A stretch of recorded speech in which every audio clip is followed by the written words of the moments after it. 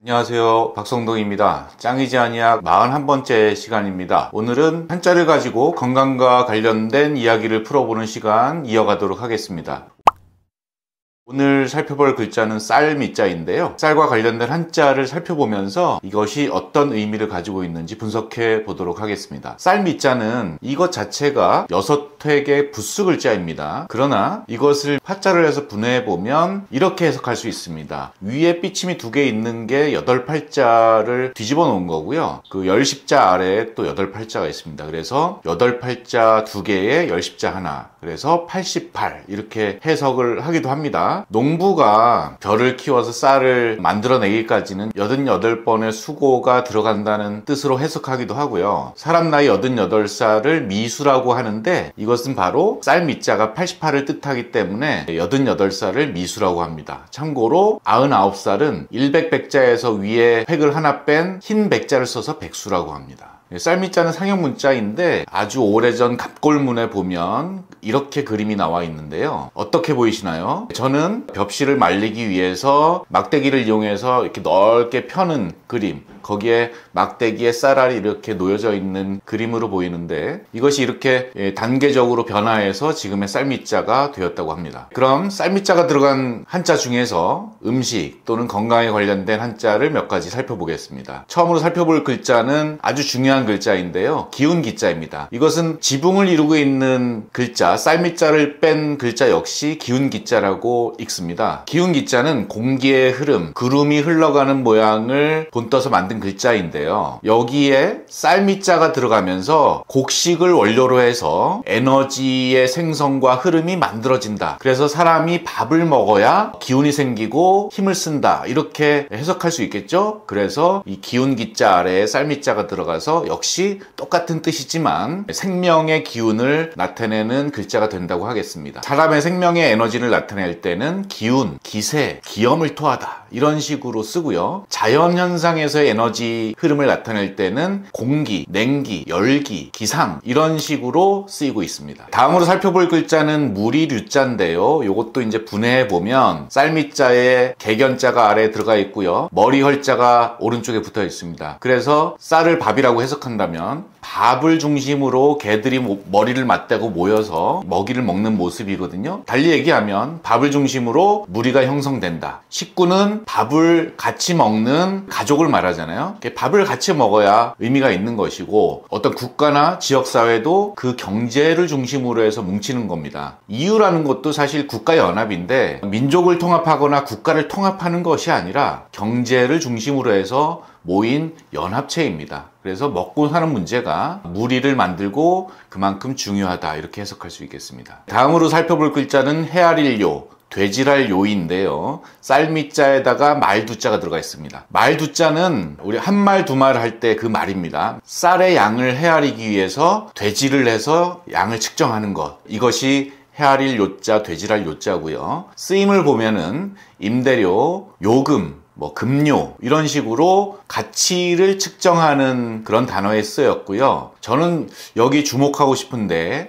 요리에 쓰인 요자가 바로 이 헤아릴 요자입니다. 그게 뭐냐 하면은 요리는 식재료를 가지고 그대로 먹는 것이 아니고 이 가공을 통해서 맛을 좋게 하거나 음식을 부드럽게 하거나 또는 영양소를 더 섭취하기 좋게 건강하게 만들어내는 것이 요리잖아요. 요리에서 중요한 게 뭐죠? 우리가 요즘에 레시피라고 하는데 재료를 계량하고 정확하게 첨가하는 것이 중요합니다. 그래서 헤아릴 요자가 들어가고 뒤에 리자는 물리적 화학적 변화를 거치는 과정을 리라고 한다면 계량을 해서 어떤 음식을 만들어내는 과정, 변화를 나타내는 과정, 정확한 계량을 하는 과정이 중요하다는 의미를 담고 있는 것이 바로 요리라고 하겠습니다. 이게 아주 또 중요한 글자가 나오는데요. 정기 정자입니다. 정미로울 정자라고 하기도 하고요. 쌀미자에 뒤에 풀을 청자가 붙었습니다. 이것은 뒤에 풀을 청자는 공기를 말하는데요. 쌀과 공기가 만나서 에너지가 만들어진다는 것을 정이라고 표현하고 있고요. 인체의 근본은 정이라고 했습니다. 정이라는 것은 인체의 생명의 근본 에너지입니다. 그래서 쌀과 공기가 만나면 생명 에너지가 만들어진다. 그게 바로 정미로울 정자입니다. 그리고 다시 똥 얘기를 좀 해야 되겠는데요. 지난 시간에 했던 똥시자는 엉덩이를 뜻하는 주검시 아래에 쌀미자가 들어가서 쌀이 소화돼서 엉덩이로 빠져나오는 것을 똥이라고 하고요. 또 다른 똥자가 있는데요. 똥분자입니다. 이 글자는 위에 쌀미자가 있고 아래에 달을 이자가 있습니다. 결국은 입으로 들어갈 때는 쌀이었는데 아래로 나올 때는 그 모양이 달라진다. 이런 표현입니다. 그래서 똥분자입니다. 다음에 살펴볼 글자는 죽자인데요.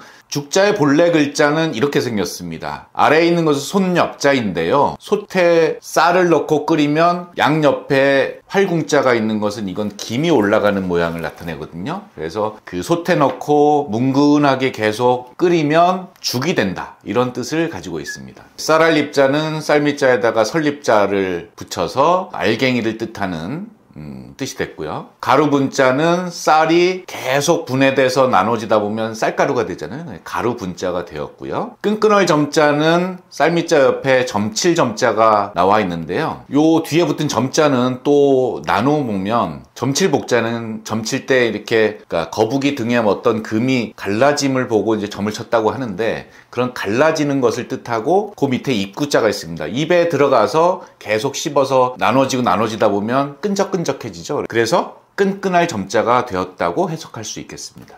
다음으로 쭉정이 비자는 뒤에 견줄 비자가 있는데 이것은 다른 뜻으로는 모방하다, 본뜨다 이런 뜻이 있습니다. 쌀알같이 생기긴 했는데 벽시가 안에 아무것도 없고 쭉정이만 있다. 모양만 닮았지 안에는 아무것도 없는 것. 이건 쭉정이 비자입니다. 그리고 뒤에 흰 백자가 붙으면 지개미 박자가 되는데 백미는 사실은 찌꺼기에 불과하다는 뜻을 담고 있고요. 그 다음에 요와 반대되는 개념으로 쌀겨 강자가 나오는데 이것은 뒤에 건강할 강자가 붙습니다. 그래서 실제로 영양소가 풍부한 것은 왕겨만 벗겨내고 쌀겨가 충분히 유지되어 있는 현미와 같은 쌀이 건강하다. 이런 의미를 담고 있겠습니다. 그리고 뒤에 꽃화자가 붙었습니다. 그러면 누룩화자인데요. 쌀을 띄어서 거기에 이제 흰 곰팡이가 피면 그걸 우리가 누룩이라고 해서 발효할 때 쓰는데요. 쌀에 꽃이 피면 누룩이 되는 겁니다. 그리고 곡식곡자, 사탕당자에도 쌀미자가 붙었는데 우리가 설탕이라고 부르는 것도 사탕수수가 발견되고 재배되기 전까지는